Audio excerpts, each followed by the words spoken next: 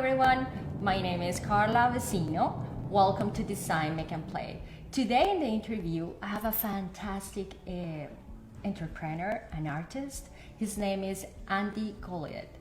This person, or this young entrepreneur, is a designer and is an instructor. He is teaching adults, kids, youth, a bunch of things about arts. And the most incredible thing about him, he's from Venezuela. He moved out to Peru, then to Mexico, and ended up in the United States. He created his own gallery. He has been featured in different magazines in these countries that I mentioned to you, and also Univision was one of the biggest channels in the United States, create a beautiful story. So let's start it. Thank you, Goliath, for being here in our show. I just have some questions for you. You are super young, and I got really impressed with the project that you are working on. So my first question is, what is your source of inspiration? Well, for beginning, I have a huge amount of different sources of inspiration. For example, every student I ever had, from them I have learned a lot about their different point of view and ways to make art. It's a very interesting process because the teacher is also learning about his students. Sharing with people is another way that I have of inspiration, because during all the time I have been living abroad, they have bring me all the great opportunities of success in this path.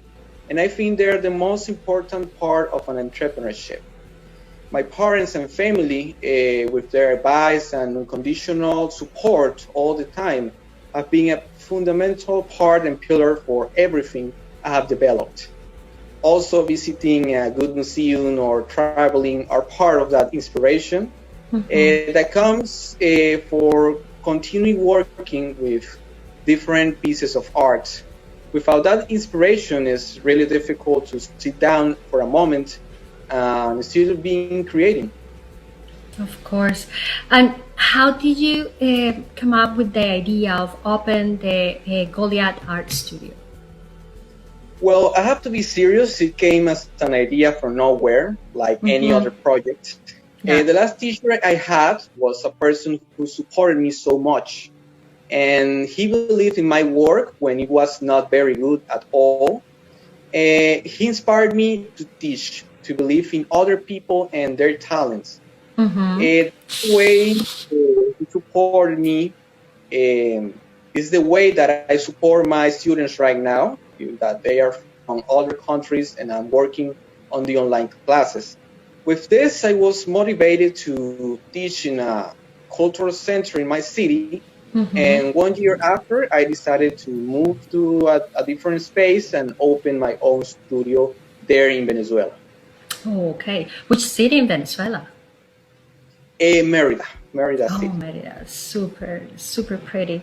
Long time ago, I had the opportunity to go to Venezuela, and it's beautiful. A very country. wonderful and beautiful country. It's beautiful country. What kind of courses are you teaching? Well, right now I'm teaching courses of all different styles and traditional drawing, complete courses that last about 7 months for different people, where you learn all the techniques of dry and wet mediums. For example, we have graphite, we have charcoal, sanguine, color pencils, and others. All people can participate, of all ages. And the only and important requirement is having the desire to learn. Okay, so a person like me who doesn't have any background in arts can take one of your classes and yes, of course. Yes. Oh, nice. Yes, we're all born with the talent, and it only depends on each one to develop. Yes. And, so you said that basically this project has been 5 years mostly in total? Yes, 5 years. Oh, amazing. Yes. And almost 6 years now. Almost 6 years right now. 6 years, yes. And are you teaching people from all ages and different capacities? Yes, of course. I have been working with children, with teenagers, adults, and also other people that are very interested in this project and learning how to draw and make realistic landscapes, human figure, portraits, and others. Yes. I saw that you start. You said that you start in Venezuela, right? And then you move to Peru, right? And Yes. then Mexico, and you end up in the States. Well, in Peru, and after that, I moved to United States. Oh, Yes. I see. I see. Yes. And what has been the most challenging of all this during these 5 years, moving forward your project? What has been the biggest challenge that you have had? Oh, well, the biggest challenge I ever had is starting the project twice in different countries. For example, Wow. in Peru and here in the United States. Mm-hmm. Here I had to learn how to teach my classes in English because my native language is Spanish. Starting with a virtual academy was also a very huge challenge, especially in times of COVID-19, you know. Mm-hmm. I feel really happy about all these steps and challenges because they encourage me to work even more quickly and better every time I try it. Well, I have been teaching, as I told you, to draw for almost 6 years. I started in my country in a small studio. And well, with the difficult situation that Venezuela is going through, I decided Yeah. to travel to move to Arequipa, as I told you before. And this was quite difficult to start because it was a matter of dealing with different people, a different culture, and well, it was just a great challenge for me. Over time, I found people that were really interested in having the classes, and they allowed me to have great opportunities as I was interviewed with two different TV channels like Panamericana and America right there in Peru. And also, I was allowed to participate in different events as a teacher, giving some manga and other Japanese style drawings workshops. And it was not easy. I had several failures right there and over time. And what it's about is this learning from each opportunity you have. That is totally true. Learning, I think, is the most important. It's the value, right? It's that opportunity of exposure ourselves and gain that experience that makes us really wise in a certain way.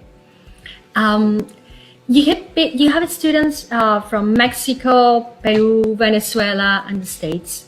What is your most popular course among them? Well, the most popular course is the full 7 months course because most of the students are teenagers who want to draw and explore all the techniques and styles to later make their own creations. This is a part of that. Many want to draw realistic faces, realistic portraits that as I do. And there are others who want to make and learn how to draw cartoons, others who want to draw landscapes. So each person is different. They can create a different style, and that's why being in a complete course, they can define which way they can go for having their own results. Art is quite broad, so in classes, I try to cover the different points of view of each student. It's something that has allowed me to grow even more in my own style. So if I just register for 7 months to take classes with you, how many times per week is the total on those courses? The total, well, there are almost 35 classes, depending 45 if you classes? take them. Yes, if you take them once a week or twice a week. You have the options you want to take, and they are available. Yes. Oh, really nice. Just moving a little bit forward from the classes, you participate in two really interesting initiatives.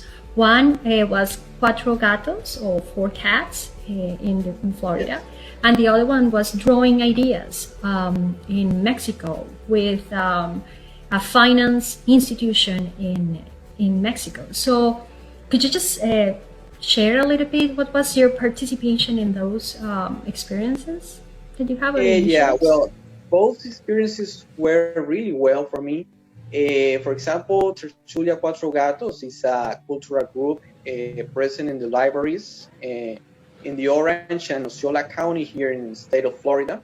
Mm-hmm. They helped me a lot to get started here in the United States because I was pretty new with all this.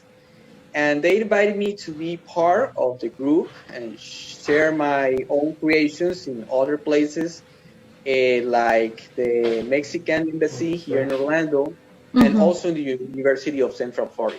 It was a great opportunity. And recently, for all those works, I was interviewed too in Univision in the program Despierta Orlando. Oh, nice. I was presented as one of the artists in Central Florida too. Wow. Drawing ideas as an opposite was the plan of the students from Mexico who wanted to know Uh-huh. my own story, Yep. how I was developing the project until now. It was a virtual conference. There were Mm-hmm. people from different places from Mexico, and I had the opportunity to motivate them and their projects and talking about their dreams too. Oh, amazing. And those were more finance students or students from different backgrounds and The difference from the finance part and also from different states of Mexico. oh Yes. wow, was really big then. Um, and just talking more about the role of your parents through this big project that you embraced really young, by the way. What was their role through this process, 6 years process? Could you just share a little bit? Yeah, well, it was a very huge, a gigantic role of my parents here because since I was a child, they have supported me in developing the ability to draw. They Yeah. allowed me to be a part in several courses where little by little I was learning about arts. Mm-hmm. Even though now they are the ones that advise me in every step that I'm taking regarding my own academy and everything that I have been doing so far. So, in the life of an artist and also for a normal person, parents and family also are very important to achieve great things because they feel the motivation and the desire to go so far, far, far away.